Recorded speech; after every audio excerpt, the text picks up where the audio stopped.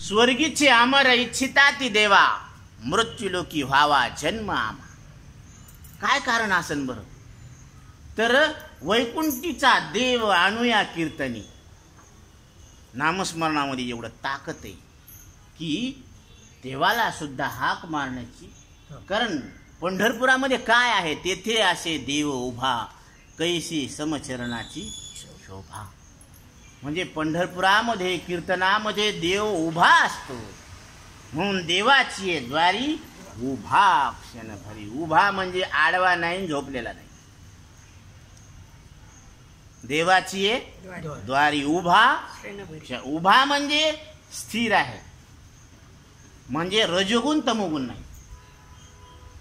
आणि झोपलेला आहे, आडवा आहे म्हणजे तमोगुण आहे, तिथं ज्ञान होत नाही. आणि चलत असताना रजोगुण आहे म्हणून तिथेही ज्ञान होत नाही. चलत नाही म्हणजे रजोगुण नाही, झोपला नाही म्हणजे तमोगुण नाही, आणि उभा आहे म्हणून देव शब्दाच्या अर्थाच्या दारात क्षणभर उभं टाका. तुम्हाला ताबडतोब लक्षात येईल की तो देव कोण आहे. देवा तूची गणेश. कोणाला संबोधन केलं ज्ञानोबरायांनी? तुम्हाला मला मनुष्य देहात आलेल्या जीवाला सांगतात की देवा. त्याला म्हणता आलं असतं की हे मानसा. म्हणलं का? नाही म्हणलं. त्यांनी सांगितलं देवा तूची गणेशू, कारण देवाचे सगळे लक्षण तुमच्यात येतात.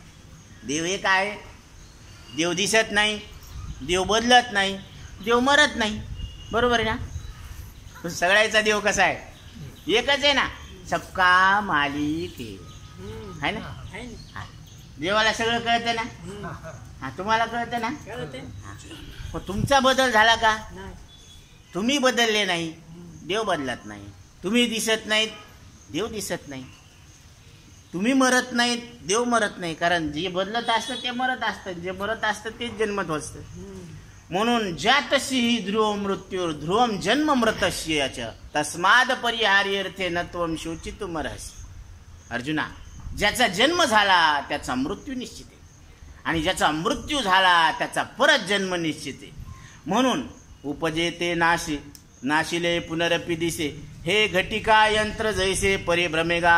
अर्जुना, हे सृष्टी चक्र चालूच राहणार आहे. किती मेले, किती जन्मले, आज किती जन्मले असतील बरं, आणि किती मेले असतील. काउंटिंगच करत नाही आपण, मोजतच नाही, हिशोबत नाही. असे गैराती येतं. महाराज सांगते आपण कधी आपला हिशोब केलेला नाही, म्हणून हिशोब करायला सांगतात. ज्यानं हिशोब केला त्याची सरले येर झाला सफल व्यापार. त्याचा व्यापार सफल होत असतो. म्हणून तुम्ही काउंटिंग करा, मोजमाप करा की देवाची द्वारी, देव शब्दाच्या अर्थाच्या दारात तुम्ही क्षणभर उभं टाका. किती वेळ? 24 तास तर आपण संसाराला दिलेच आहेत ना.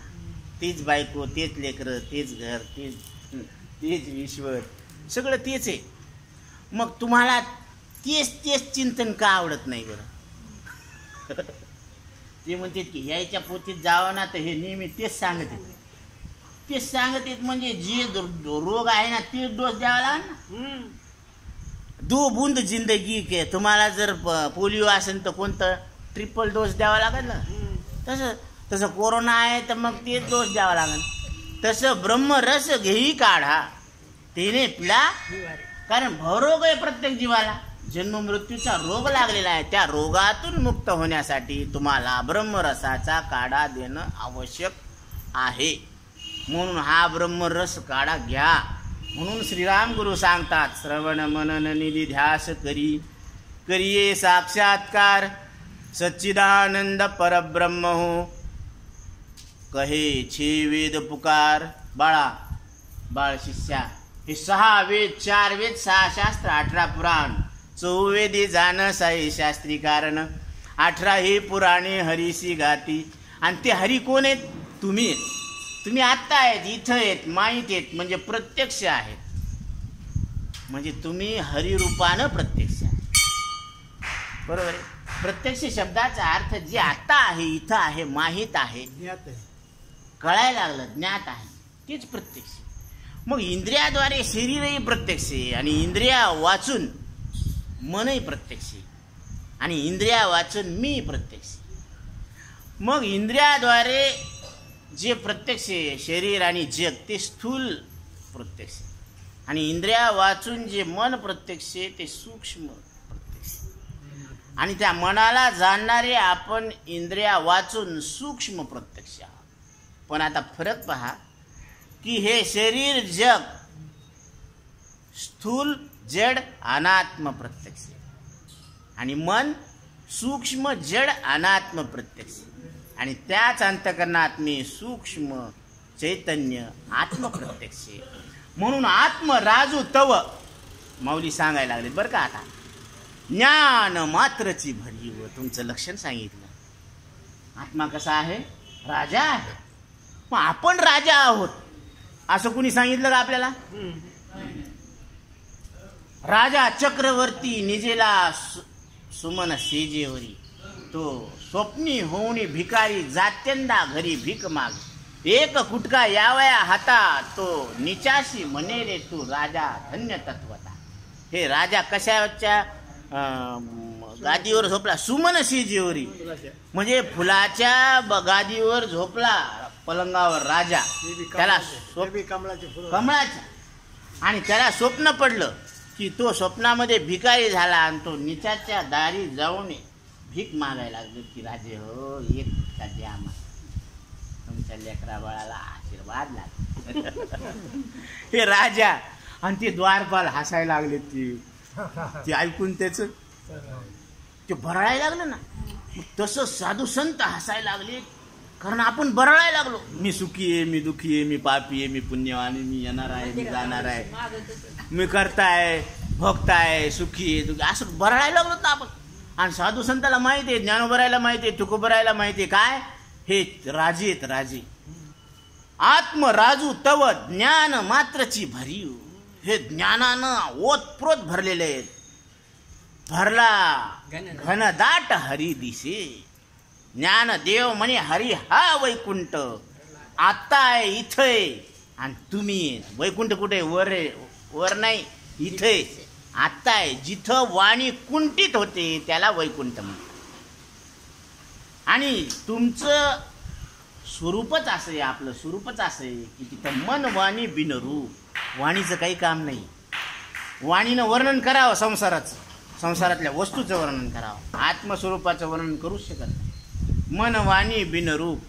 म्हणून भगवद्गीता सांगते न तद्भास येते सूर्यो न शशांको न पावकः यद्गत्वा निवर्तन्ते तद्धाम परमं मम.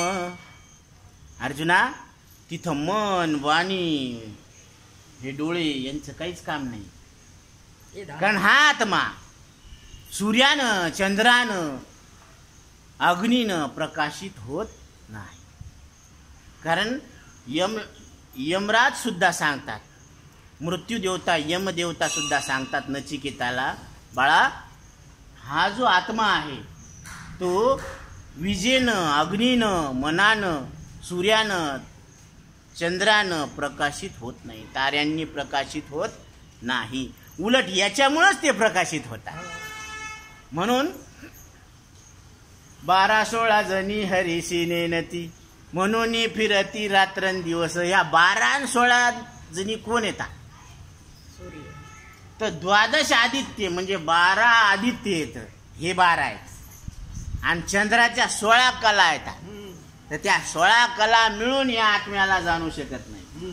ते 12 सूर्य मिळून आत्म्याला जाणू शकत नाही. म्हणून फिरती रात्रंदिवस.